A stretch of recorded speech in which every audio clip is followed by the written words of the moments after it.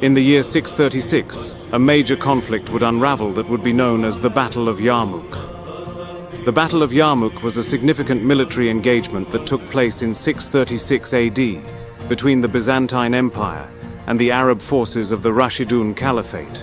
It was a major confrontation during the early Arab-Muslim expansion and played a crucial role in shaping the history of the region. The battle occurred during the early years of the Islamic Caliphate, following the death of the Prophet Muhammad in 632 AD. The Muslim forces, under the leadership of Caliph Umar ibn al-Khattab, sought to expand their territory beyond the Arabian Peninsula. The Muslims had initially invaded Syria in what was a series of carefully planned and well-coordinated military operations, which employed strategy instead of pure strength to deal with the Byzantine defensive measures. The Muslim armies, however, soon proved to be too small to handle the Byzantine response in the region, and their commanders called for reinforcements. The great Muslim general Khalid ibn al-Walid was sent by the Caliph Abu Bakr from Iraq to Syria with reinforcements and to lead the invasion. In July, the Byzantines were decisively defeated at Ajnadain. Damascus fell in September, followed by the Battle of Fal, in which the last significant garrison of Palestine was defeated and routed, giving the Muslim forces a major foothold in the Syrian region. After Abu Bakr died in 634, his successor, Umar, was determined to continue the Caliphate's expansion deeper into Syria. Though previous campaigns led by General Khalid had been successful, he was replaced by Abu Ubaidah. Having secured southern Palestine, Muslim forces now advanced up the trade route, and Tiberias and Baalbek fell without much struggle and conquered Emesa early in 636. The Muslims then continued their conquest across the Levant. To check the Arab advance and to recover lost territory, Byzantine Emperor Heraclius had sent a massive expedition to the Syrian region in May 636, commanded by the Armenian general Vahan. As the Byzantine army approached, the Arabs under the command of both generals Abu Ubaidah and Khalid ibn al-Walid tactically withdrew from Syria and regrouped all their forces at the Yarmuk plains, close to the Arabian Peninsula. The Byzantium forces led by General Vahan pursued them onto the plains of Yarmuk.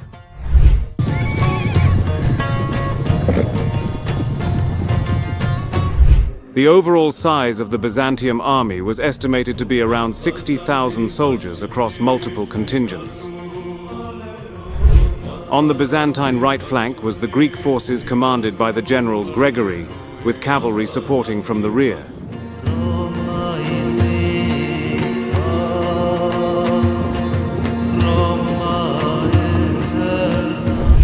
On the Byzantine left flank was the Slavic forces commanded by the Slavic prince Kanatir, with cavalry supporting from the rear.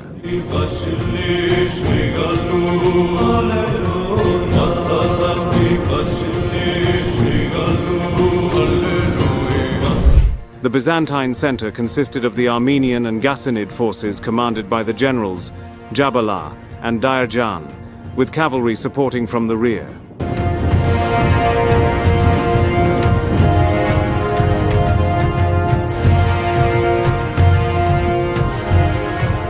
Both forces came within sight of one another. The Byzantines were not in any rush to engage with the Muslims, as they had the numerical advantage. Byzantine General Vahan was instructed by Emperor Heraclius to try and bribe the Muslim forces to return back to Arabia, or at the very least stall in the negotiations until the Sasanian reinforcements could arrive. Before the conflict arose, the Sasanians had made a pact with the Byzantines to ally against the invading Muslim forces. The Muslim forces too were stalling, as more reinforcements were arriving sent by Caliph Umar. Negotiations continued on for 3 months.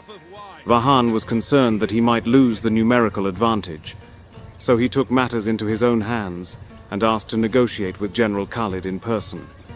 Whilst Khalid and Vahan were negotiating, the Armenian general insulted the Khalid by regarding that the Arabs were nothing more than impoverished, hungry, wretched Bedouins. He then offered Khalid food and gold to leave Byzantine lands. Khalid was unimpressed by Vahan's condescendence calling on the Christian general to embrace Islam in exchange for peace, adding, "If you refuse, there can only be war between us, and you will face men who love death as you love life." Vahan was neither impressed by Khalid's words. Vahan stated to the Muslim commander, "Better men tried to take our lands but were all defeated." The negotiations, which had dragged on for many months, finally came to a close. Vahan positioned the main Byzantine camp near Al-Yaqusa, from where one of the main Roman roads connecting Egypt and Syria could be defended. He positioned his main force to the gorge in the south and arrayed his troops along the Alan River. Vahan ordered his forces into battle formation.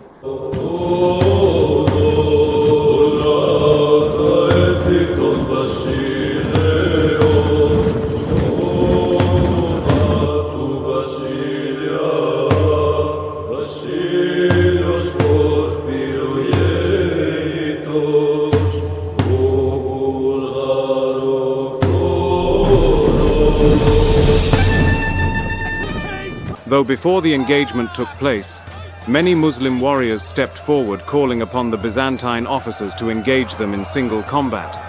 Their challenge was answered. The Muslim warriors cut down the Byzantine officers, thus inciting Vahan to order forth his numerically superior force to charge at the enemy lines and test the resolve and strength of the Muslim soldiers.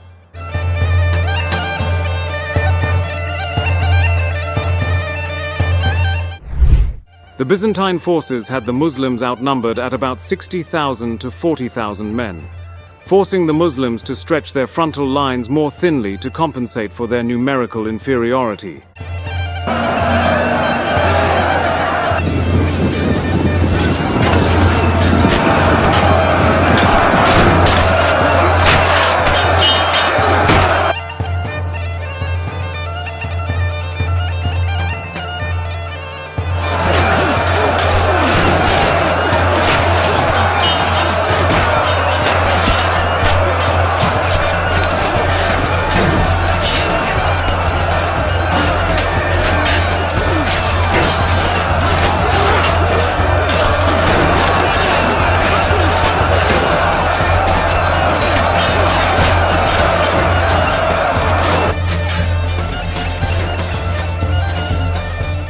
As the day came to a close, Vahan ordered his force to break off the attack and return back to the Byzantium position near the Alan River.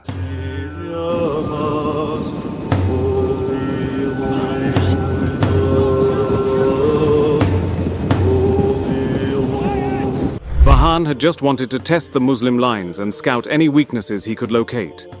The first day of fighting had come to a close, with minimal casualties sustained by both armies. The next morning, the Byzantium commander Vahan ordered forth all of his soldiers. His intent was to catch the Muslims off guard whilst they were giving morning prayers. The Muslims, particularly General Khalid, anticipated that Vahan would deploy such tactics.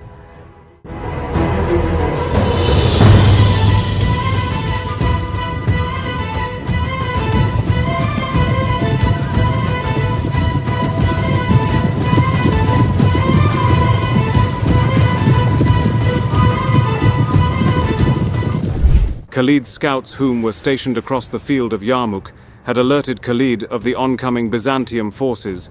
Whilst having lost the element of surprise, General Vahan remained confident in his superior numbers and opted to give battle.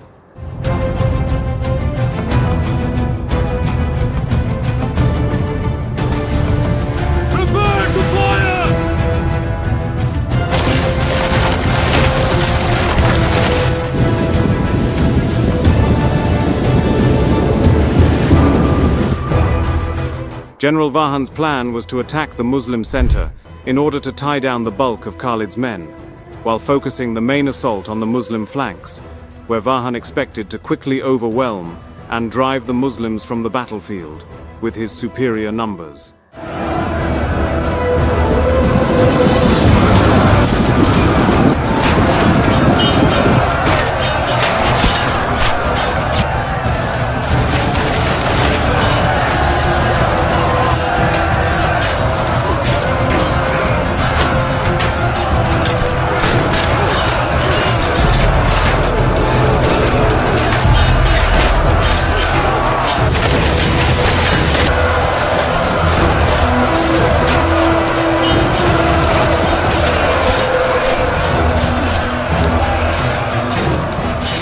As the two armies engaged, Khalid's men firmly held their ground in the center. As for Khalid's troops on the flanks, the situation was not looking good. The Byzantium general Kanatir, along with his Slavic forces, attacked Khalid's right flank in full force. The Muslim infantry on the right flank were vastly outnumbered and were slowly pushed back. The Muslim general commanding the right flank, Amr, ordered his cavalry forth to reinforce his infantry from being overwhelmed by the Byzantium advance. Amr's cavalry were successful in slowing down the Byzantium charge, but Kanatir continued pushing forward, until eventually the Muslims had their backs turned toward their camp. Women from the Muslim camp rushed out, with some joining the fighting and others gathering available camels and setting them loose around the camp, providing a screen of protection for the Muslim soldiers.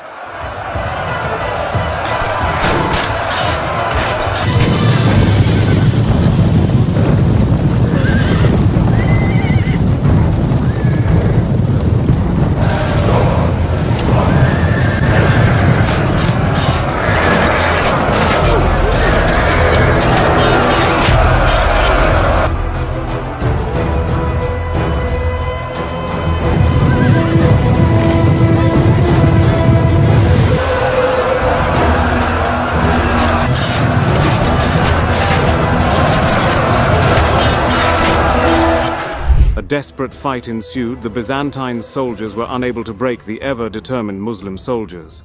Kanatir's heavy cavalry were tied down. Their horses would not advance forward as the aggressive roaming camels struck fear within the horses, making them uneasy and unable to be controlled. Whilst engaged in close quarters, the heavily armored Byzantium riders were pulled down from their saddles by Muslim soldiers.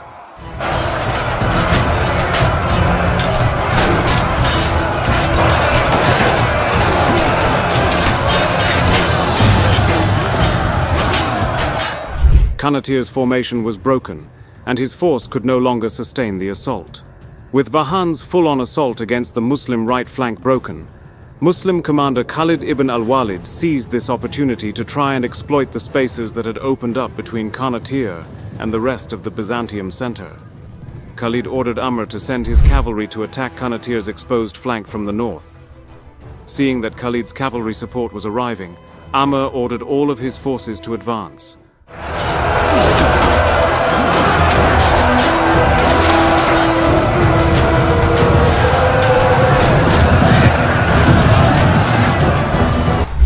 The Muslim attack struck from all flanks, which forced Kanatir to give up ground and slowly retreat towards the safety of the main Byzantium line.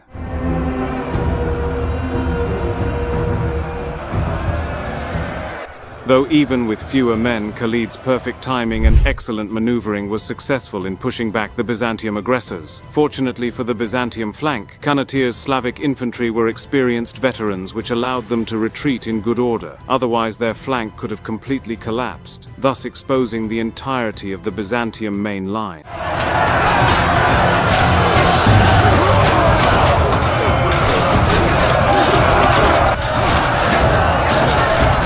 On the opposite side of the battlefield, the Muslim left flank found itself in considerably more trouble. With the bulk of the Muslim cavalry currently reinforcing on the right flank, the Muslim general commanding the left flank, Yazid, was losing ground to the Greek Byzantines advancing forward.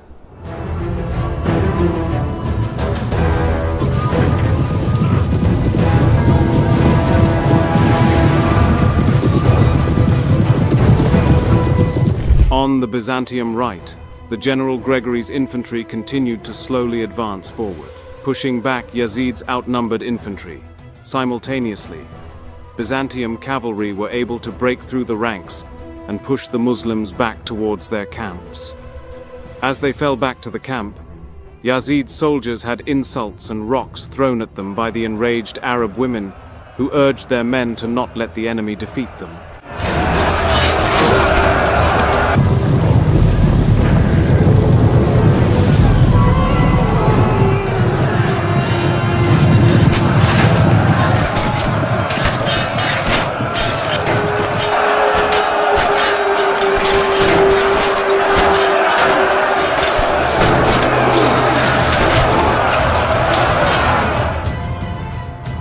Yazid was finally able to stop the Byzantium push, stabilizing his lines near the camp.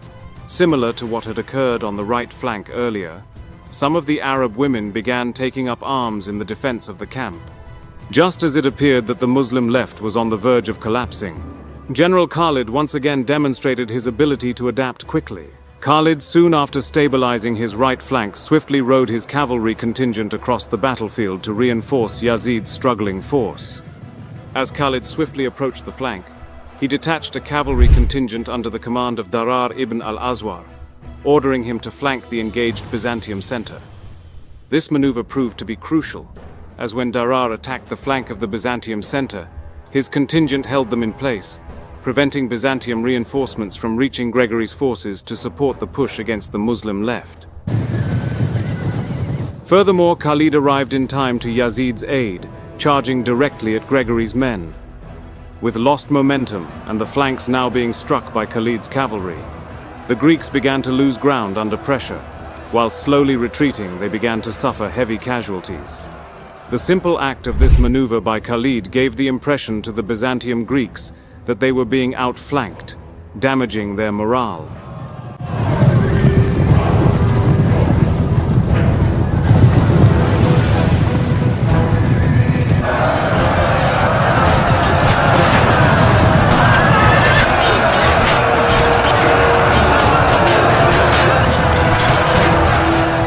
Simultaneously, the fighting at the center persisted.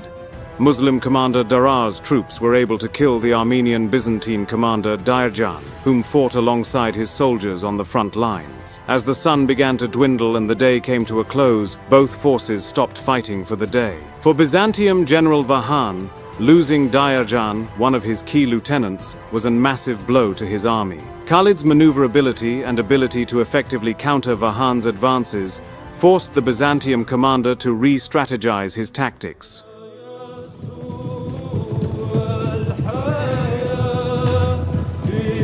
On the third day of the battle, the Byzantines once again advanced toward the Muslim line.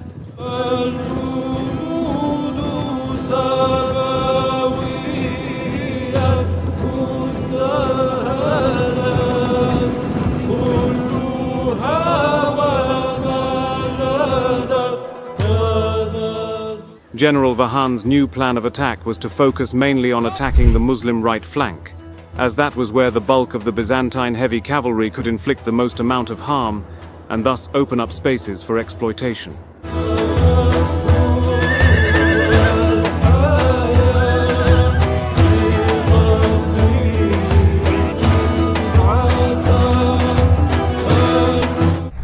The Byzantine lines come crashing into the Muslim lines. The fighting is fierce and bloody, with casualties starting to build up on both sides.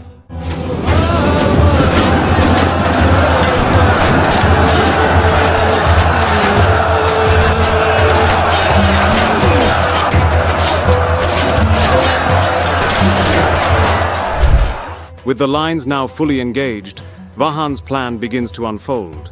Jabala and Kanatir's men aggressively advance forward with their numerical advantage, slowly pushing back the Muslim lines bit by bit and allowing gaps for the cavalry to open up.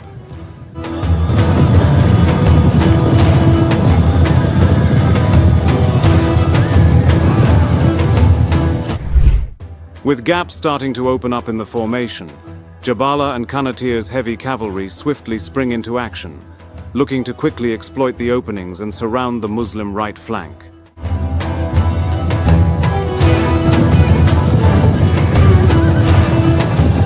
As the lines collided, the Byzantine heavy cavalry crashed into the lighter Muslim cavalry, causing significantly more damage and disarray among Muslim ranks. Both of the Muslim commanders Amr and Shurabil's forces were pushed back by both Jabala and Kanatir's deeper ranks.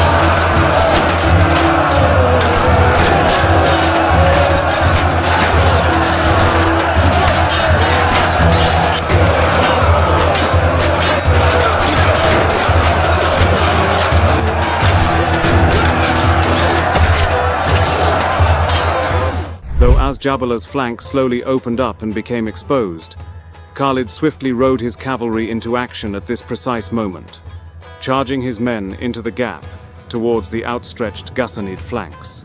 With Khalid's crucial assistance, Amr manages to rally his men and re-engage the enemy. With the sight of Khalid on the battlefield, morale is boosted among the Muslims. Shortly too, Shurahbil is able to reorganize his men after suffering losses and begin pushing back the Byzantine forces.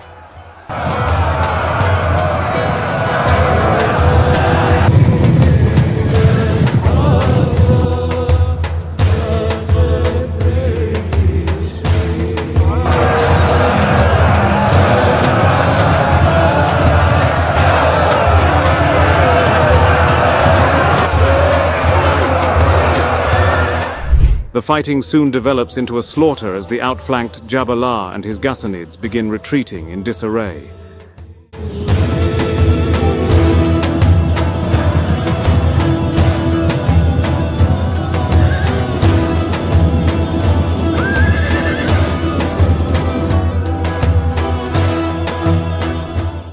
Seeing Jabalah disengage from the fight, Kanatir and his men follow soon after.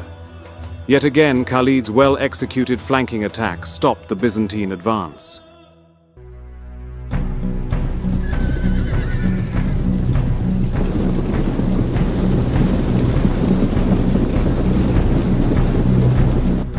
On the fourth day of battle, Byzantine General Vahan opted to continue on with the same battle tactics.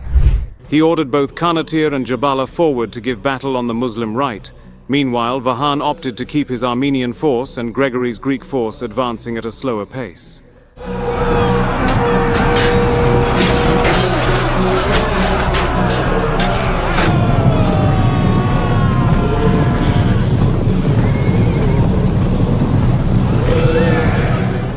As Kanatir's Slavic division and Jabalah's Ghassanid division met the Muslim lines, they had them hard-pressed and on the defensive. The Arab light cavalry was particularly having a lot of trouble holding the charge of the Byzantine cataphracts. Meanwhile, Vahan ordered the Armenians and Greeks forward at a slower pace. General Khalid now feared an all-out attack by the Byzantines across his entire line. Khalid knew that his army had suffered far too many casualties in the previous days of battle, leaving him with not enough soldiers to defend against a general advance by Byzantium soldiers.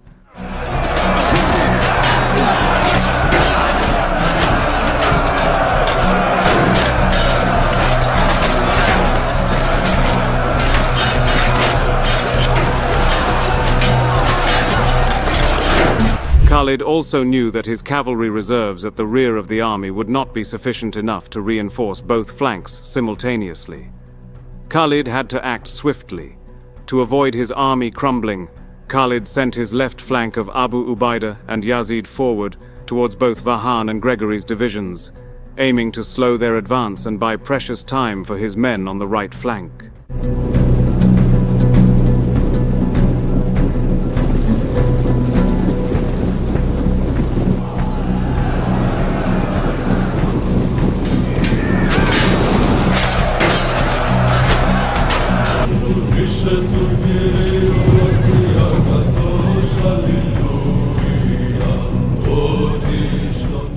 Once engaged on the left, Khalid then hastily rode towards the gaps that opened between Shurahbil and Amr as their lines began breaking under the weight of the Byzantine attack.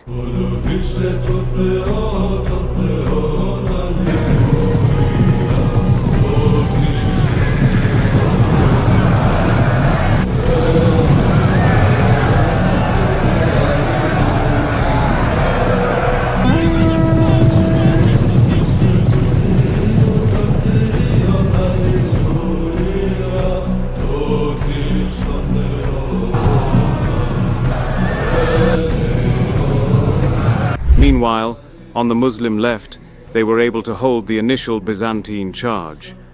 But Vahan reinforced the attack with Byzantium archers, raining arrows overhead and decimating the Muslim lines. Ready to fire!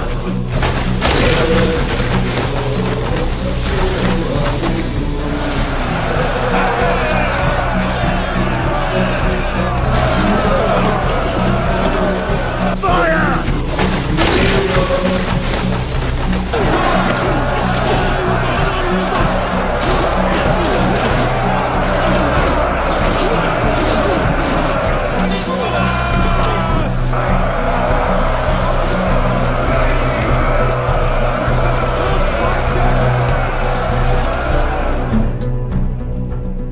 The arrow volleys caused heavy losses to Abu Ubaida's and Yazid's divisions. No longer able to withstand the barrage of arrows, the Muslim left ordered a retreat outside the range of Byzantine archers.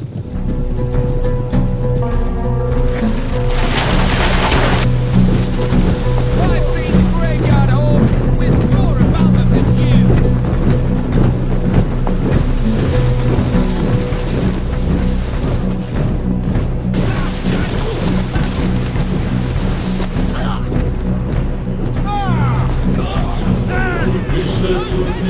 With Khalid now committed on the right, Khalid's worst fear was realized. Byzantium General Generaly ordered the advance of his division, seeing that the Arabs were demoralized by the losses they took from Byzantine arrows.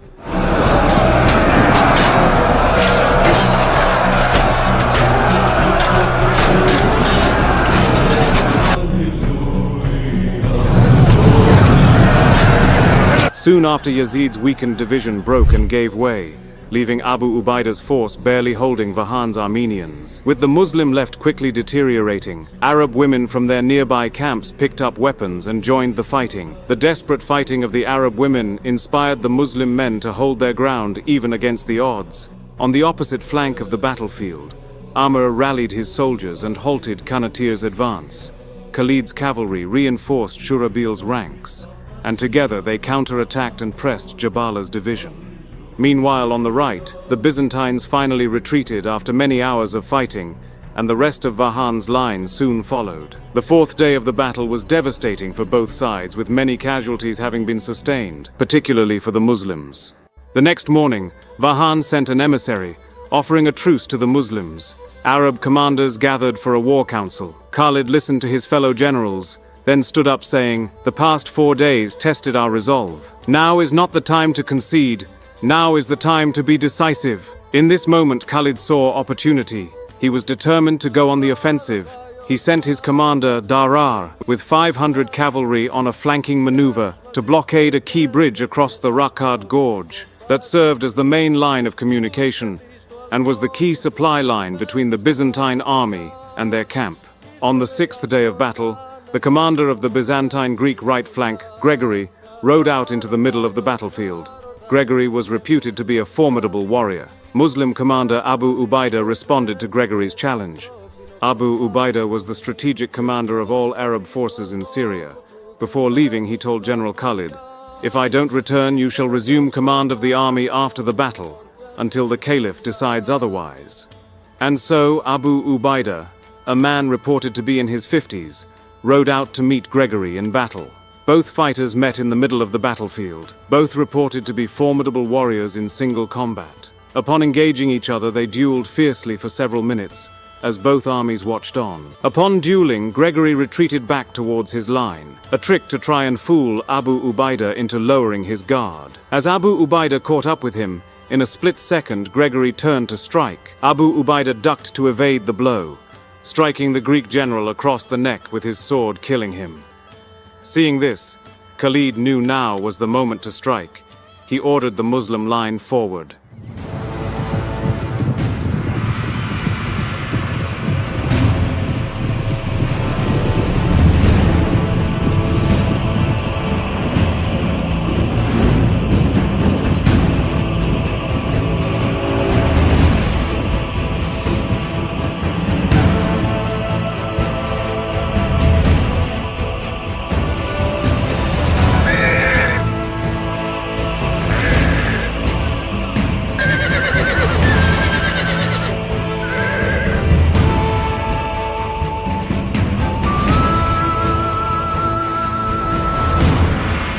Khalid spent most of the night reorganizing his soldiers, leaving squadrons of cavalry behind the infantry, and spreading their formations to make it appear to the Byzantines like the Arab numbers were not as impacted than previously thought.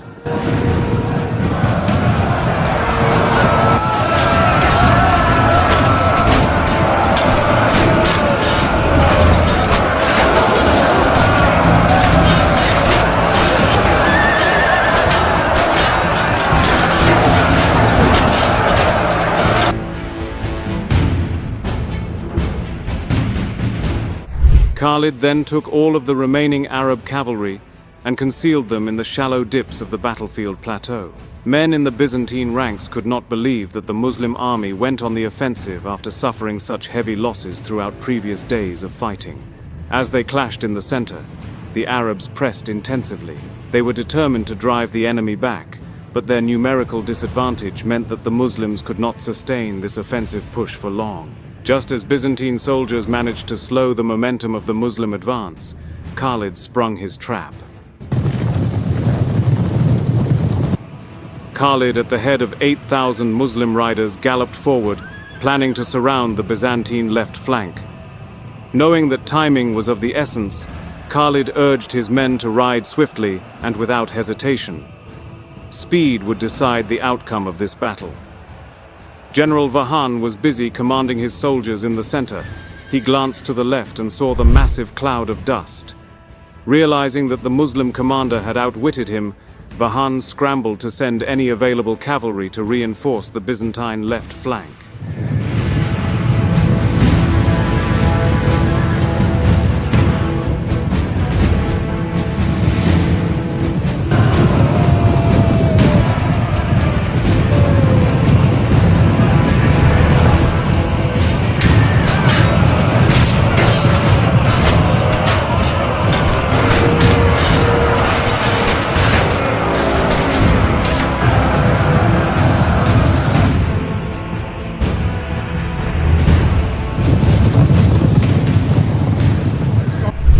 The Muslim cavalry quickly ascended upon the Byzantine left, quickly enveloping Kanatir's Slavs. The Arab riders followed their general as he guided them around the Byzantine main line. Commanders Kanatir and Jabala's lines began breaking, as they braced for the impact of the Arab cavalry.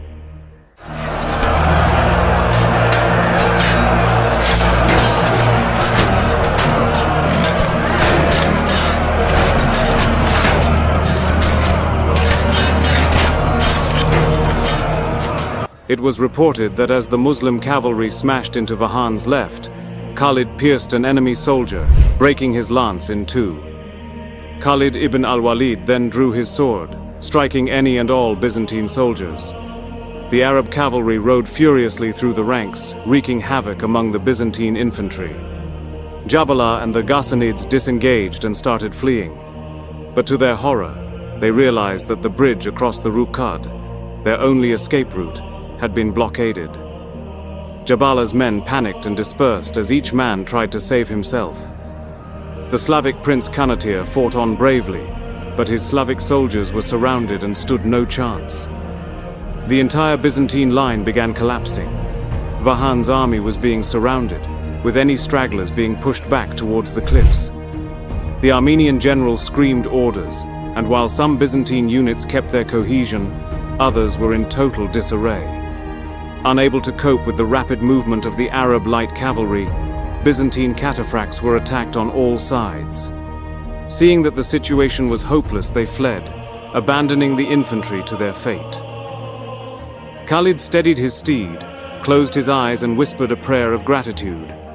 Though it was not immediately apparent, he knew that the battle was won.